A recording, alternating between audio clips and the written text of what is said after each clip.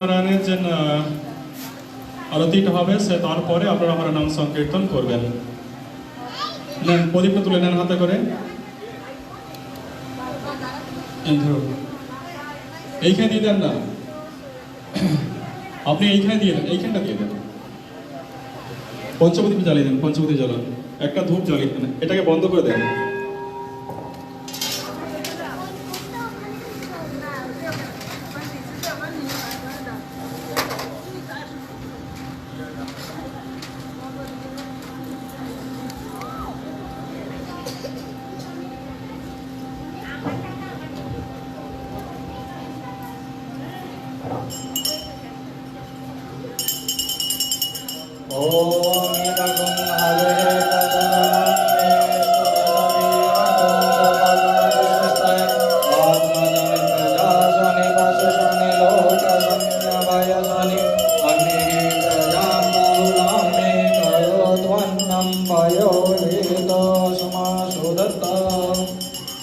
ओम जय श्री लक्ष्मी रमणा स्वामी जय लक्ष्मी रमणा सत्यनारायण स्वामी, सत्यनारायण स्वामी, जनपातक हरना। ओम जय लक्ष्मी रमणा, ओम जय लक्ष्मी रमणा, जय जय लक्ष्मी रमणा। सत्यनारायण स्वामी सत्यनारायण स्वामी जनपादक हरना। ओम जय लक्ष्मी रमणा। रत्न जड़ित सिंहासन अद्भुत छबिराजे, स्वामी अद्भुत छबिराजे। नारद करत निरंजन, नारद करत निरंजन, घंटा ध्वनि बाजे। ओम जय लक्ष्मी रमणा, ओम जय लक्ष्मी रमणा, जय जय लक्ष्मी रमणा।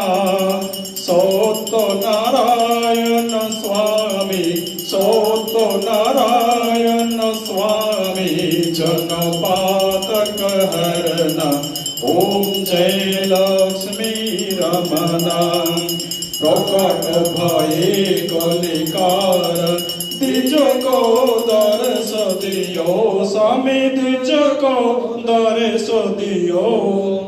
बूढ़ा ब्राह्मण बन के, बूढ़ा ब्राह्मण बन के, कंचन महल दियो। ओम जय लक्ष्मी रमणा। दुर्बल भील करालो, जिन पर गिरे पकड़ी, स्वामी जिन पर गिरे पकड़ी। चंद चूड़ो एक राजा, चंद चूड़ो एक राजा, जिनके विपति हरि। ओम जय लक्ष्मी रमणा, ओम जय लक्ष्मी रमणा। सबाई করুন जय लक्ष्मी रमणा। सत्यनारायण स्वामी, सत्यनारायण स्वामी, जनपातक हरना। ओम जय लक्ष्मी नारायण। वैषम मनोरथ पायो, श्रद्धा तज दीनिधि, स्वामी श्रद्धा तज दीनिधि। जो फल भोग प्रभु जी, जो फल भोग प्रभु जी, फिर स्तुति के नहीं। ओम जय लक्ष्मी रमणा, ओम जय लक्ष्मी रमणा, जय जय लक्ष्मी रमणा। सत्यनारायण स्वामी, सत्यनारायण स्वामी, जनपातक हरना। ओम जय लक्ष्मी रमणा। भाव भक्ति से कारण चिन्ह चिन्ह रूप धरो, चिन्ह रूप धरो श्रद्धा धारण किन्नी जिंदगी काज सरो ओम जय लक्ष्मी नारायण ओम जय लक्ष्मी नारायण जय जय लक्ष्मी नारायण सत्य नारायण स्वामी सत्य नारायण स्वामी जन्मपातक हरनाय ओम जय लक्ष्मी नारायण काल बाल संगराजा मन में भक्ति करी स्वामी पन्न में भक्ति करी मन वांछित फल पावत मन वांछित फल पावत दीन दयालु हरि ओम जय लक्ष्मी नारायण ओम जय लक्ष्मी नारायण जय जय लक्ष्मी नारायण सत्य नारायण स्वामी सत्य नारायण स्वामी जन्मपातक हरनाय ओम जय लक्ष्मी नारायण चढ़त प्रसाद सवायो कदली फल में बा स्वामी कदली फल में बा धूप दीप तुलसी में धूप दीप तुलसी में राजो सत देवाय ओम जय लक्ष्मी नारायण ओम जय लक्ष्मी नारायण जय जय लक्ष्मी नारायण सत्य नारायण स्वामी सत्य नारायण स्वामी जनपातक हरनाय ओम जय लक्ष्मी रमणा सत्य नारायण की आरती जो कोई जन गावे स्वामी जो कोई जन गावे कहे तो साधु संत स्वामी कहे तो साधु संत स्वामी बनवांछित फल पावे ओम जय लक्ष्मी नारायण ओम जय लक्ष्मी रमणा ओम जय लक्ष्मी नारायण हरे कृष्ण कृष्ण कृष्ण हरे हरे हरे राम राम राम हरे हरे हरे कृष्ण कृष्ण कृष्ण हरे हरे हरे राम राम राम हरे हरे हरे कृष्ण कृष्ण कृष्ण हरे हरे हरे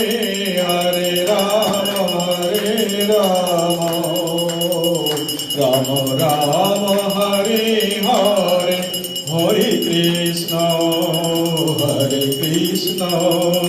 कृष्ण कृष्ण हरे हरे हरे राम राम हरे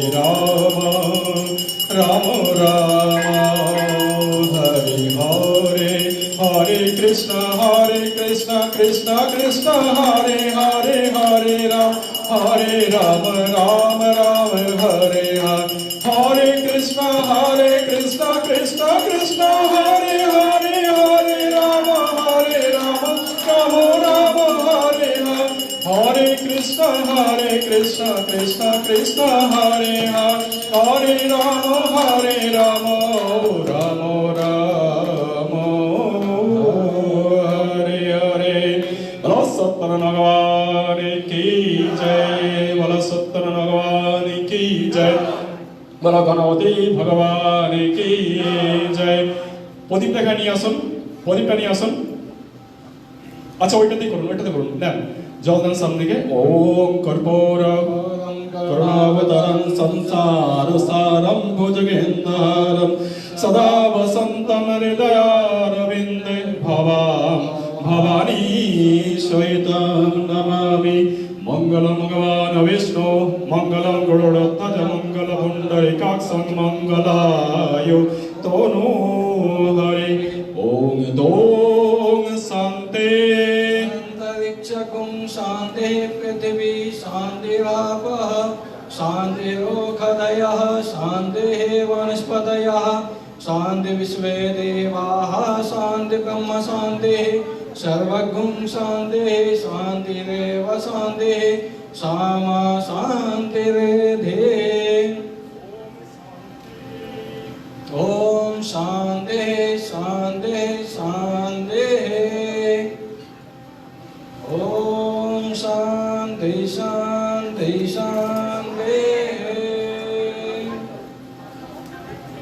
बोलो सत्यनारायण भगवान की जय আমরা সবাই একটু বসুন একটু সবাই বসুন এরপরে অঞ্জলি দেব আমরা 10 কত বাজে টাইম কত হলো 5:30 শেষ করার কথা আমি এইটা পাঠ করার পরেই তবে অঞ্জলি দেব সবাই বসুন সবাই একটু বসুন আচ্ছা শোনেন ইন্ডিয়া ওই সিন্দুর অপারেশনের ইসের ব্যাপারে আপনি বলুন, আপনি। তারা মারা গেছে তাদের ব্যাপারে একটু প্রার্থনা করেন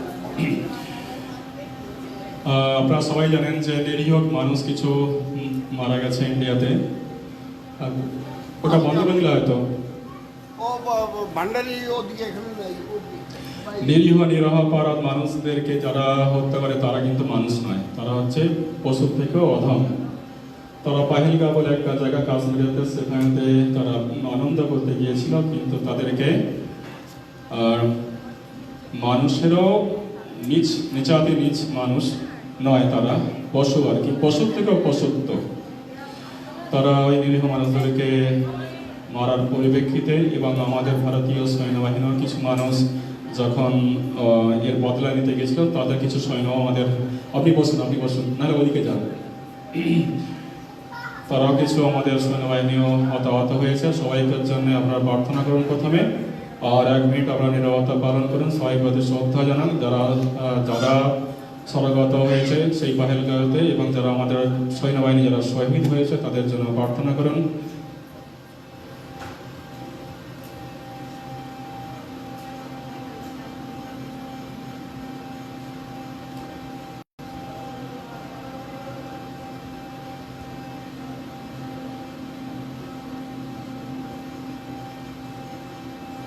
बोलो सत्यनारायण भगवान की जय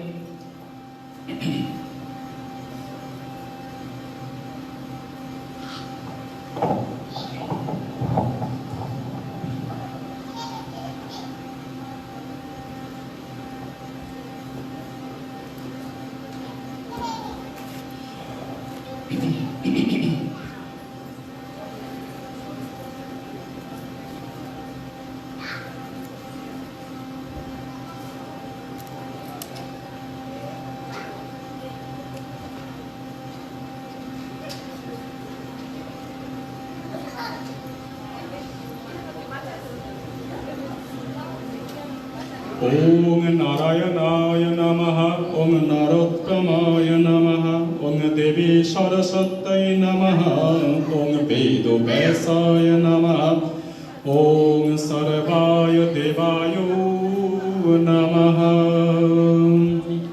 আমি বই দিকে পড়লে অনেক টাইম লেগে যাবে আমি কয়েকটা কথা বলছি তাতেই সত্যনারায়ণ ব্রত কথা পাঠ হবে ব্যাস সূত্র সুত তারপর সৈন্য তার শিষ্য পরিবৃত হয়ে নৈমিষা নগরে উপস্থিত হয়েছে 87 সহস্র এসে সেখানে একত্রিত হয়েছিল সৌনিক মুনি জিজ্ঞাসা করছে হে প্রভু কলিযুগ আসছে মানুষের সব দুঃখ হবে রোগ শোকে ভোগ করবে অর্থ অনর্থনে ভোগ করবে দুঃখ কষ্ট তাকে থেকে মুক্তির উপায় কি ব্যাস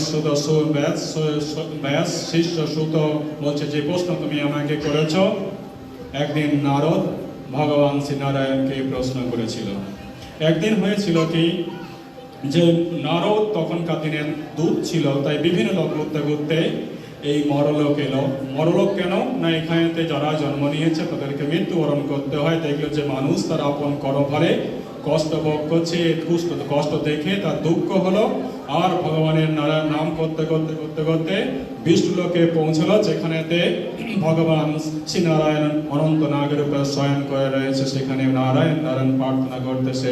ভগবান নারায়ণ প্রসন্ন হলো আর জিজ্ঞাসা করলো, নারদ তোমার মনে কি আছে? ভক্তের কষ্ট তো আমরা দেখতে পাই না। ভগবান বলছে, ভগবান তুমি তো অন্তর্যামী, ভক্তের মনে কি কষ্ট তুমি তো সবকিছুই জানো। অর্থাৎ ভগবান তো 10 পা এগিয়ে থাকে, আমরা 1 পা পৌঁছাতে পারি না। কারণ মায়াময় পৃথিবীতে আমরা লোভ লালসা ক্রাম ক্রোধের মধ্যে মোহের মধ্যে আবদ্ধ হয়ে সত্যকে আমরা বর্জন করি সদাই সর্বদা, আর অসত্যকেই আমরা সর্বদাই সঙ্গী করে থাকি।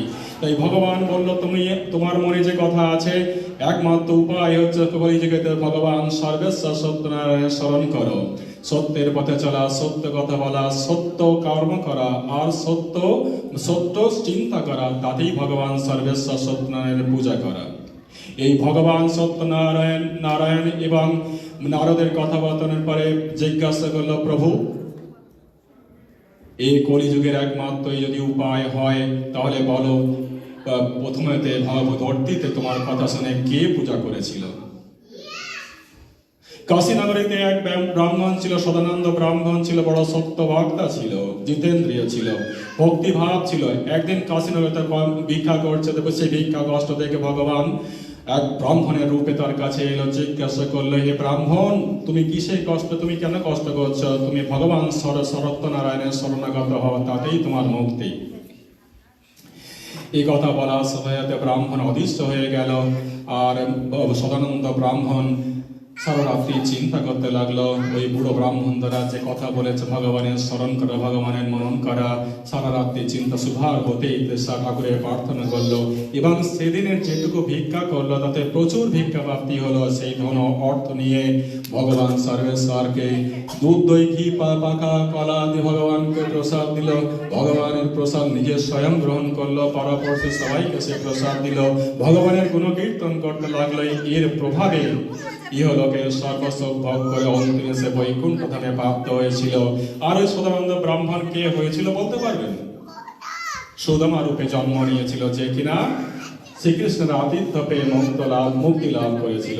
তাই ভগবানের পূজা যারাই করেছে, ভগবানের শরণাগত যারা হয়েছে, ভগবানের চরণতলে যারা আত্মসমর্পণ করেছে, তারা নিজেরা ধন্য, ভগবানের আশীর্বাদে তারা আশীর্বাদ পেয়েছে সবসময়, তারা মনোবাঞ্ছিত ফল তারা পেয়েছে সবসময়। ইতি সত্যম ব্রত কথায়ম প্রথম অধ্যায় সমাপ্তম সত্য ভগবান কি। তো তখন সৌনিক মণি সূর্যি মানে ব্যাস শিষ্যকে জিজ্ঞাসা করছে যে সদানন্দ ব্রাহ্মণের পরে ধর্তিতে আর কে পূজা করেছিল?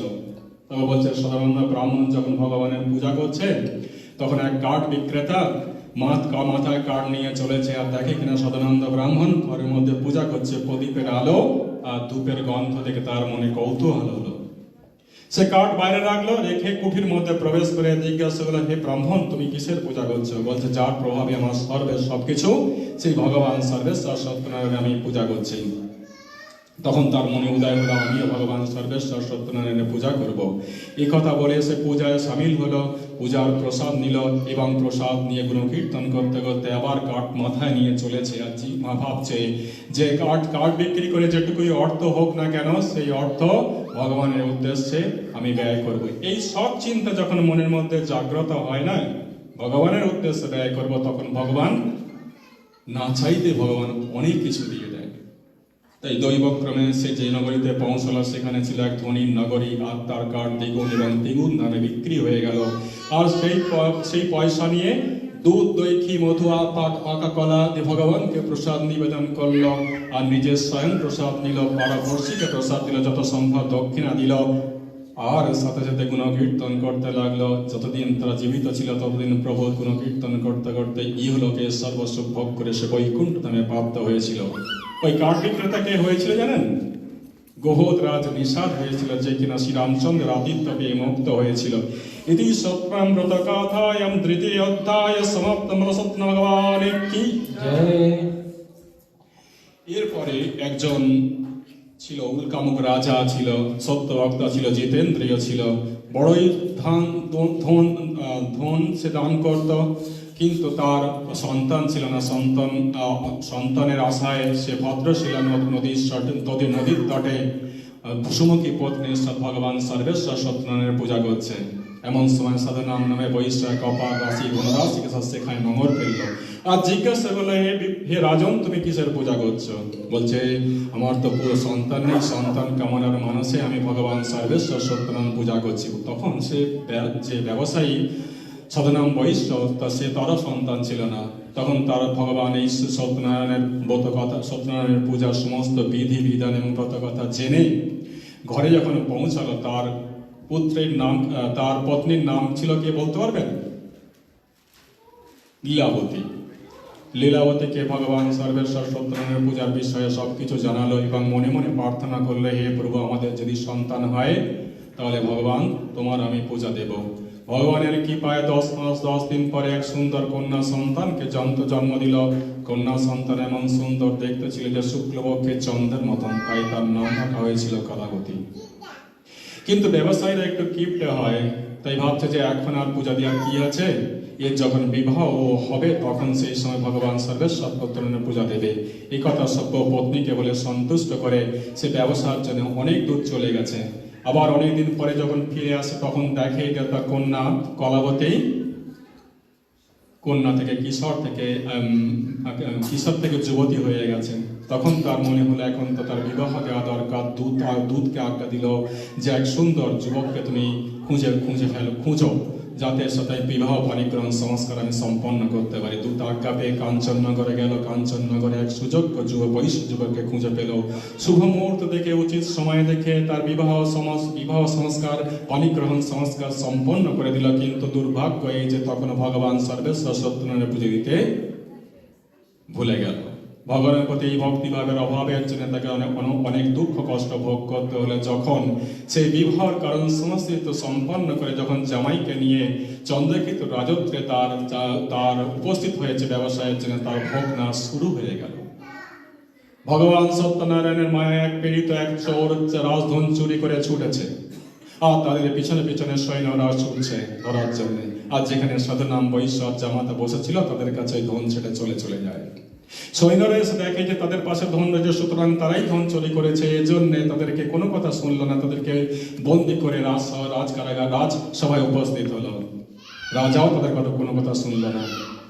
রাজার আজ্ঞাতে কারাগারে কঠোর বন্দি প্রাপ্ত হলো। এদিকে মা আর বেটি কলাবতী লীলাবতী দুঃখ কষ্ট ভোগ করতে লাগলো। যা কিছু আবশ্যক খাদ্য আবশ্যক ছিল সব সত্যনারায়ণের মায়াতে সব চুরি হয়ে গেল। আর এদিকে পিতা সাধুনাম বৈশ্য তার জামাতা দুজনেই তারা বন্ধু প্রাপ্ত হলো। একদিন ক্ষুধা নিবৃত্তির জন্য কলাবতী এদিক সেদিক ঘুরছে আর দেখে কিনা যে এক ব্রাহ্মণের ঘরেতে ভগবান সর্বেশ্বর সত্যনারায়ণের পূজা হচ্ছে। কলাবতী সেখানে বসে গেল, ভগবানের পূজায় সামিল হলো আর ভগবানের প্রসাদ নিয়ে অনেক রাত্রিতে যখন ঘরে ফিরল, তার মা লীলাবতী জিজ্ঞাসা করলো, হ্যাঁ রে কলাবতী, তুই কোথায় গিয়েছিলিস, এত রাত্রি হলো কেন?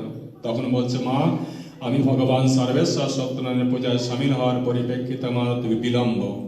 আর যখনই এই সত্যনারায়ণের কথা স্মরণ করার সাথে তার মায়ের মনে উদ্বেগ হলো, তার মায়ের মনে হলো যে আমি তো ভগবানের কাছে সংকল্প করেছিল, প্রতিশ্রুতি দিয়েছিল যে ভগবান যদি আমাদের কন্যা সন্তান হয় তাহলে আমাদের পূজা দেবো। তখন তো পূজা দেয়নি, তার বিবাহ সময় তখন তো পূজা দিল না। তখন এই ভুল জানতে পেরে ভগবানের কাছে বারবার ক্ষমা ভিক্ষা চাইতে লাগলো, হে প্রভু, তুমি তো ব্রহ্মাদি দেব, তোমার মায়া জানতে পারে না।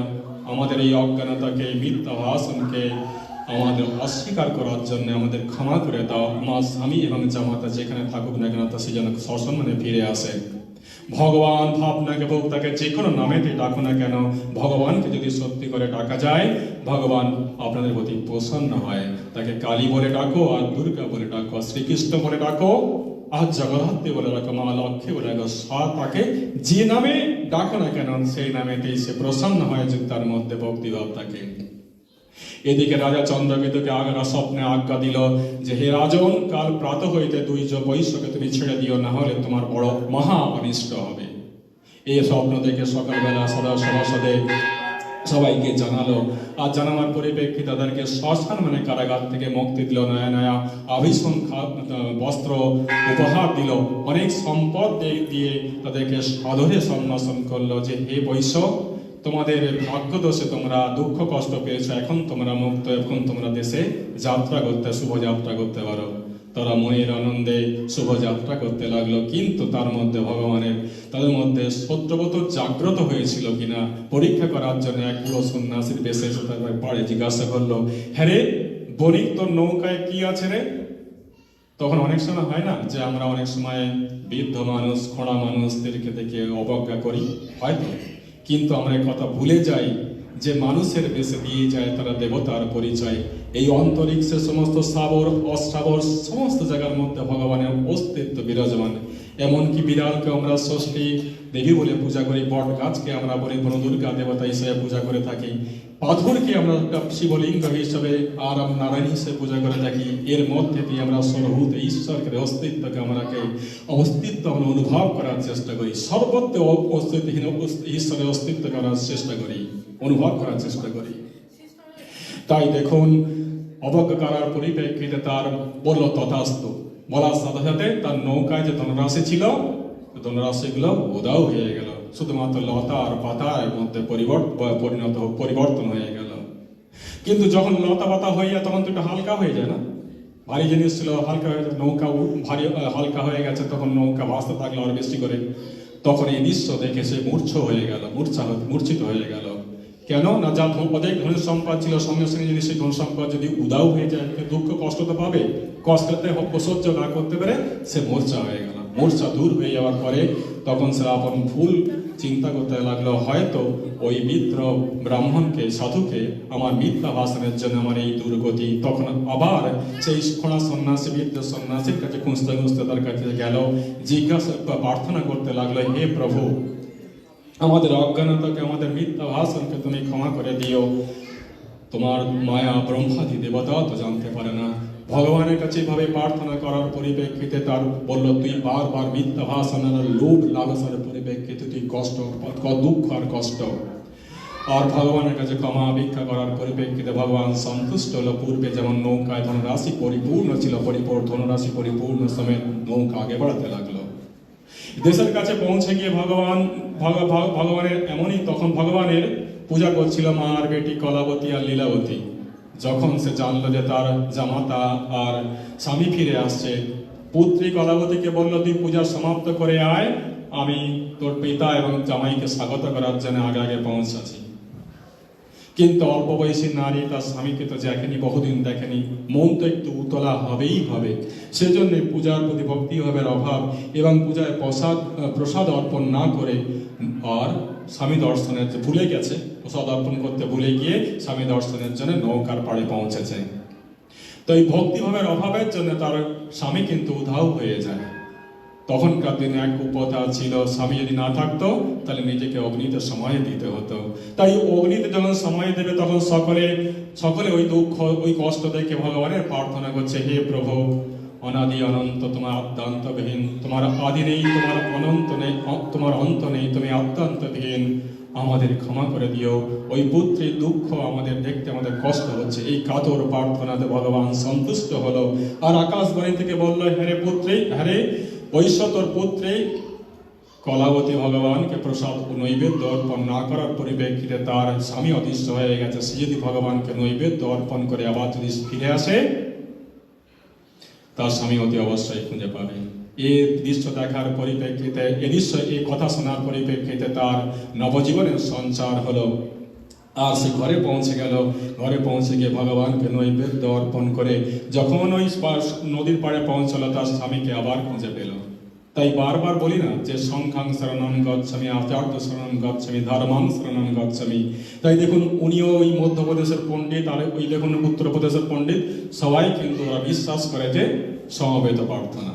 তাই আমরা দেখুন সবসময় ওই যে বলছে যে সবাই মিলে যখন প্রার্থনা করলো, যারা নদীর পাড়ে যারা ছিল সবাই মিলে যখন প্রার্থনা করলো, তখন ভগবান সন্তুষ্ট হলো, তাদের ডাকে সাড়া দিত।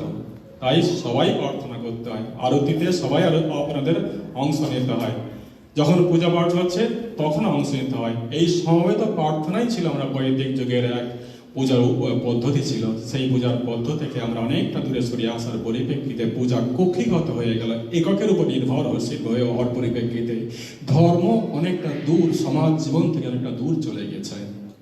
তাই যাই হোক, সেই ভগবানকে সময়ত প্রার্থনার পরিপ্রেক্ষিতে তার ঘরে যখন পৌঁছে গিয়ে ভগবানকে নৈবেদ্য অর্পণ করে যখন নদীর পারে পৌঁছালো, তখন তার স্বামীকে খুঁজে পেল। আর যে ইহলোকের যতদিন বেঁচে ছিল পূর্ণিমা এবং শুক্লপক্ষতে ভগবান সর্বেশ্বর সত্যনারায়ণের পূজা করলো, ইহলোকে সর্বসুখ ভোগ করে অন্তিমে তারা বৈকুণ্ঠ ধামে প্রাপ্ত হয়েছিল। ইতি সত্যম ব্রত কথায়াম তৃতীয় অধ্যায় সমাপ্তম। সত্যনারায়ণ ভগবান কি সাধুনাম নামে বৈশ্য এক মুরাধ্বজ রাজা হয়েছিল। অর্থাৎ যার সন্তান নেই তার সন্তান হয়, যার ধন নেই তার ধন সম্পত্তি সনাতন সম্পত্তি হয়। যার কোর্ট কাছারিতে কষ্ট ভোগ করছে তারা যদি ভগবানের শরণাগত চরণতলে শরণাগত হয়, ভগবান নিশ্চয়ই তাদের কোর্ট কাছারি থেকে মুক্তি দেয়। ভগবান তাদের সর্বত্রে রক্ষা করে। জলে স্থলে অন্তরিক্ষে যেখানেই থাকে না কেন ভগবান সর্বত্র বিচরণ করে, এবং তাকে যদি ভগবানকে যদি এক মনে ডাকা হয়, ভগবান নিশ্চয়ই আমাদেরকে আশীর্বাদ প্রদান করে। আর শেষে আর একটা কথা আমাদের বলি যে তুঙ্গধ্বজ নামে একটা রাজা ছিল, সে অসত্য বার্তা ছিল। তখনকার দিনে কি ছিল যে শিকার করতে করতে ক্লান্ত হয়ে গেছে। এক সময় এক বটগাছের নিচে বিশ্রাম করার জন্য এসেছে। দেখে কিনা কিছু রাখাল বালকেরা সেখানে ভগবান সর্বেশ্বর সত্যনারায়ণের গুণ কীর্তন করছে, নাম সংকীর্তন করছে, পূজা করছে। তখন ওই তুঙ্গধ্বজ রাজা ভাবছে যে আমি তো এই দেশের রাজা, আমি কেন ওই রাখাল বালকদের পূজায় সামিল হব কেন? তারা তো আমার প্রজা, আমি তো রাজা। এই যে অহংকার, এই অহংকারের পরিপ্রেক্ষিতে সে ভগবানের দেয়া রাখাল বালকদের দেয়া প্রসাদও সে ত্যাগ করলো, পূজায় সামিল হলো না। ভগবানের প্রতি ভক্তিভাবের অভাব আর ভগবানের প্রসাদের প্রতি অবহেলার পরিপ্রেক্ষিতে তার মহান দুঃখ কষ্ট ভোগ করতে হলো। তুঙ্গধ্বজ রাজা যখন তার রাজত্বে পৌঁছালো, তখন দেখে তার সমস্ত রাজত্ব উড়ে গেছে, কিছুই নেই। কিছুক্ষণ পরে তার অনুশোচনা হলো যে হয়তো ওই বনিত রাখাল বালকেরা যারা ভগবানের পূজায় সামিল না হওয়ার পরিপ্রেক্ষিতে এবং তাদের প্রসাদ অবহেলার পরিপ্রেক্ষিতে আমার এই দুর্গতি। আবার সমস্ত অভিমান ত্যাগ করে ছুটে চলল ওই গহন অরণ্যে, যেখানে রাখাল বালকেরা ভগবানের পূজায় লীন হয়ে রয়েছে, যেখানে ভগবানের পূজা অর্চনা করছে। আর সেখানে ভগবানের প্রার্থনা করতে লাগলো, পূজা করতে লাগলো, ভক্তি ভরে তার প্রসাদ নিল। আবার যখন রাজত্বে পৌঁছালো, তার সমস্ত রাজত্ব সবকিছুই ফিরে পেল। ওরে জন্ম হোক যথাতথা, কর্ম হোক ভালো। জন্ম যেখানেই হোক না কেন, কর্ম যেন আমাদের ভালো হয়। জন্মের উপর যেন বিচার না করা হয় মানুষের গুরুত্ব, কর্মের উপরই যেন মানুষের গুরুত্ব যেন বিচার করা হয়। তাই দেখুন, আপনাদের ঘরে ঘরে সে কথা প্রচার করার জন্য কলিযুগেতে নব অবতার সে জন্ম নিল শ্রী চৈতন্য মহাপ্রভু। মুচি হয়ে সূচি হয় যদি হরি ভজে। যদি তুমি মুচির ঘরেও জন্ম নেও না কেন, যদি হরিনাম উচ্চারণ করো, তোমার সতী হয়ে গেলে আর সূচি হয়ে মুচি হয় যদি হরি তেজে। যদি ব্রাহ্মণের ঘরেও যদি জন্ম নাও, উচ্চ বংশে যদি জন্ম নাও, যদি হরির নাম না করো, শরণাগত যদি না হও, তাহলে তোমরা অসুচিত্রে পরিণত হলে। আর সেটাই হচ্ছে, দেখুন তুঙ্গধ্বজ রাজা ওই রাখাল বালকদের পূজায় অবহেলা পরিপ্রেক্ষিতে আমি রাজা, আমি এই দেশে, আমি মালিক, এই যে অহংকার আর তার পূজায় অবহেলা করার পরিপ্রেক্ষিতে তার এই দুর্গতি। তাই এই আসনেতে যারা বসে থাকে তারাই হচ্ছে নারায়ণ, কারণ নারায়ণ তো কথা বলে না, নারায়ণের কথাই আপনাদেরকে বলাবার চেষ্টা করে। তাই এই আসনের একটা গুরুত্ব আর মর্যাদা রয়েছে, তাদের কথা যদি আপনারা শোনেন, নিশ্চয়ই ভগবানের আশীর্বাদ আপনার নিশ্চয়ই পূর্ণ হবে। স্বয়ং খুব মনে হয়েছিল ওই তুঙ্গধ্বজ রাজা। অর্থাৎ ইহলোকের যারাই ভগবানের শরণাগত চরণতলে শরণাগত হয়েছে, তারা ভগবানের নিশ্চয়ই তারা আশীর্বাদ প্রাপ্ত হয়েছিল। কলিযুগের একমাত্র উপায় হচ্ছে নাম সংকীর্তনই হচ্ছে কলিযুগের একমাত্র মুক্তির উপায়। আর এই সত্য নামকে, অসত্যকে ত্যাগ করা, সত্যকে ধারণ করা, এই সত্য প্রসাদই হচ্ছে শ্রী চৈতন্য মহাপ্রভু দেয়া 16টা নাম। হরে কৃষ্ণ কৃষ্ণ কৃষ্ণ হরে হরে, হরে রাম রাম রাম হরে হরে। এই নামের গুণিতেই কলিযুগের একমাত্র মুক্তির উপর, একমাত্র সত্যের সাধনা, একমাত্র সত্য পথে পৌঁছে যাওয়া, অন্ধকার থেকে দূরে চলে অন্ধকার থেকে আলোকের পথে পৌঁছে যাওয়া, অমৃতের তত্ত্বে উচ্চতর পৌঁছে যাওয়া, কুলকুণ্ডলের শক্তিকে জাগ্রত করার একমাত্র পথই হচ্ছে এই 16টা অক্ষরের শ্রী চৈতন্য মহাপ্রভু দেবার যে মন্ত্র, এই মন্ত্র করতে করতে আপনারা দেখবেন যে আমরা জন্মালে আমরা বলি হরি, আর মরলে আমরা তখন বলি হরি হরি বলতে থাকি, আর মাঝখানটা আমরা ভুলে যাই জনে ভগবান সবসময় আমাদের কাছে অবতীর্ণ হয় বারবার। তাই এই মন্ত্রই আপনারা জপ করার চেষ্টা করুন, আর সত্যব্রত ধারণ করুন, সত্য কথা বলার চেষ্টা করুন, সৎ পথেই চলার চেষ্টা করুন, সৎ চিন্তাই করুন। এই হবে আমার সত্যনারায়ণ ব্রত কথার পূর্ণ কথা। বলো সত্যনারায়ণ ভগবান কি, বলো সত্যনারায়ণ ভগবান কি, বলো সত্যনারায়ণ ভগবান কি। সবাই উঠে দাঁড়িয়ে ফুললেন।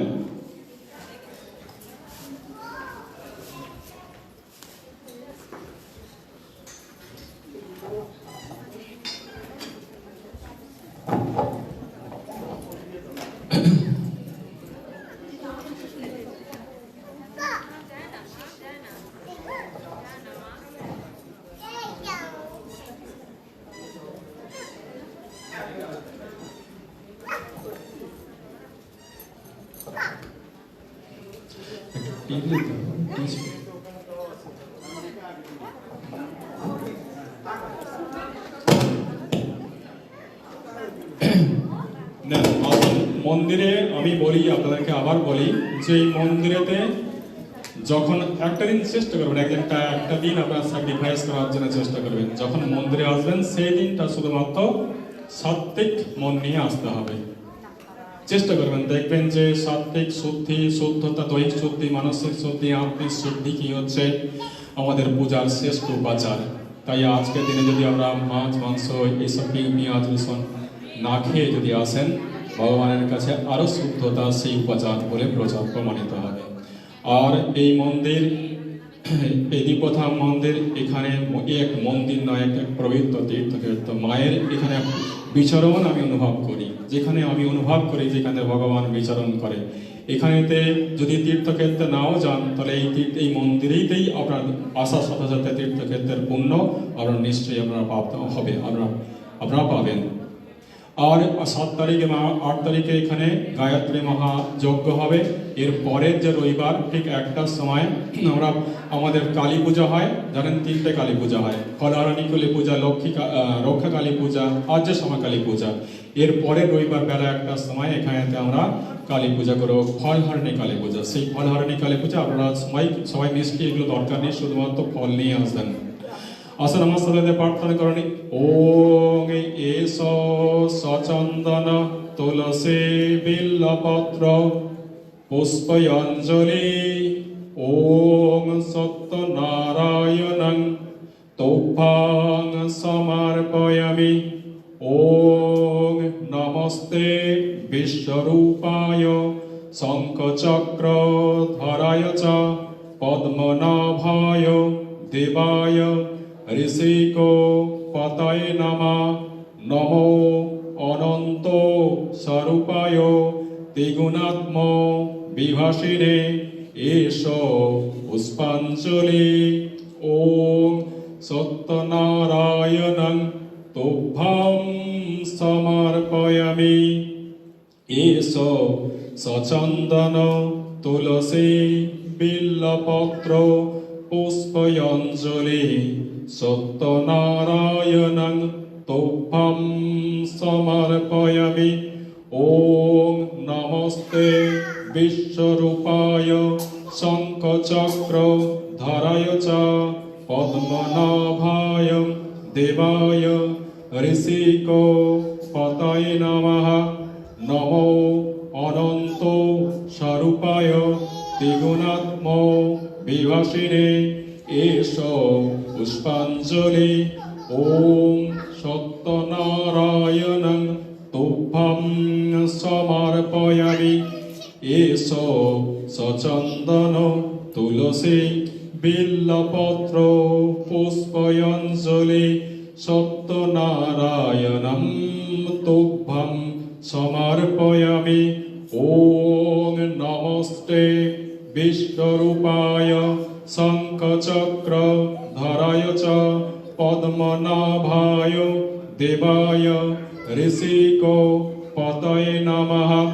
নমো অনন্ত স্বরূপায় ত্রিগুণাত্ম বিভাসিনে এষ পুষ্পাঞ্জলি। ওম সত্য সত্যনারায়ণং তুভ্যাং সমর্পয়ামি। ওম ধ্যায়চ্যুতং গুণাতীতং গুণাত্রয়ো সমন্বিতং লোকনাথং পীতং পরমধরং হরিম। ইন্দে বরদল শামং শঙ্খচক্র গদাধরং নারায়ণং চতুর্বাহং শ্রীবৎসবদভূষিতং গোবিন্দং গোকুলনন্দনং জগতঃ পিতরং গুরুম। ওম অচ্যুতং পুণ্ডরীকাক্ষং নৃসিংহং দৈত্যসূদরং দামোদরং পদ্মনাভং ঋষিকেশং জগন্নাথং বাগীশাং বরদায়কং গুণাশ্রয় গুণাতীতং গোবিন্দং গরুড়ধ্বজং জনার্দনং জনানন্দং জানকী বল্লভোজয়ং। প্রণমামি সদ্য সত্য নারায়ণ মাতাপরঃ দুর্গমে ঘোরে বিষমে সত্য পরিপীড়িতে বিবিধ পশ্য তৎস তথা নষ্টপি ইয়ৎ ভয়ং নমান্যতানি সংকীর্ত ঈপ্সিতং ফলমাপ্নয়ৎ। এষো পুষ্পাঞ্জলি সদা সত্যনারায়ণং তুভ্যং সমর্পয়ামি। নমস্কার করুন। ওম সত্যনারায়ণং বন্দেহং দেবং কামদং প্রভো লীলায় বিদদং বিষ্ণু ইন তস্मै নমো নমঃ।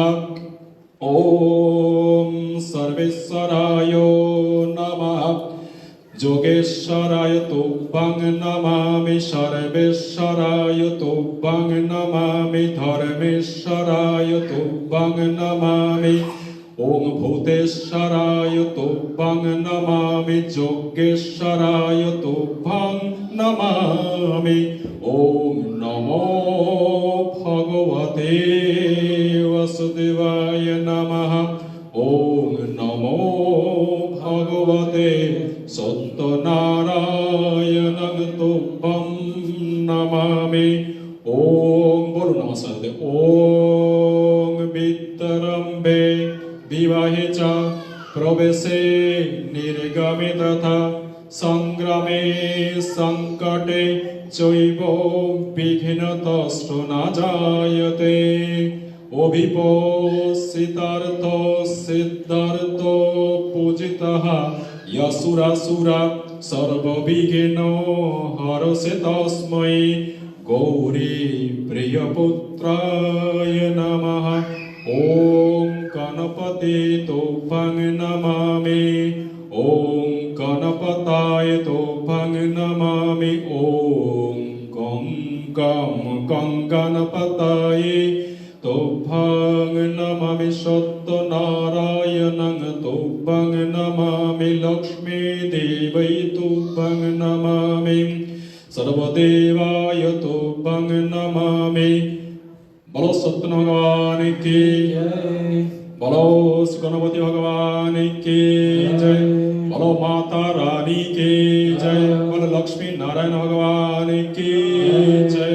बोलो श्री उमा पार्वती जी की जय। राधा कृष्ण की जय।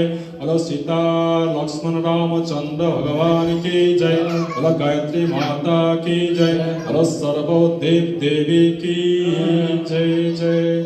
আপনারা চরণামৃত এবং প্রসাদ নেবেন আর ফুলগুলোকে ছুঁড়বেন না। ফুলগুলো আপনারা এখানে তো একটা প্লেটে দেবেন আর প্রসাদ আপনারা সবাই নিয়ে যাবেন। প্রথমে সিন্নি রয়েছে, সিন্নিটা নেবেন।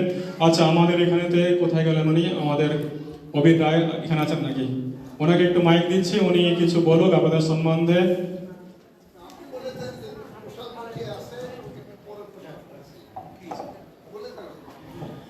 প্রসাদ এখানে নেবেন, প্রসাদ নেবার পরে ওই বাইরে গিয়েও প্রসাদ আপনারা নেবেন।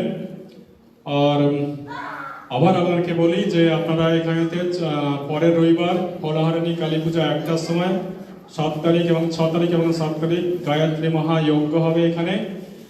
আপনারা সবাইকার নিমন্ত্রণ রইল।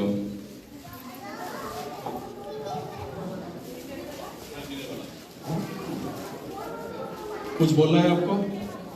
अच्छा,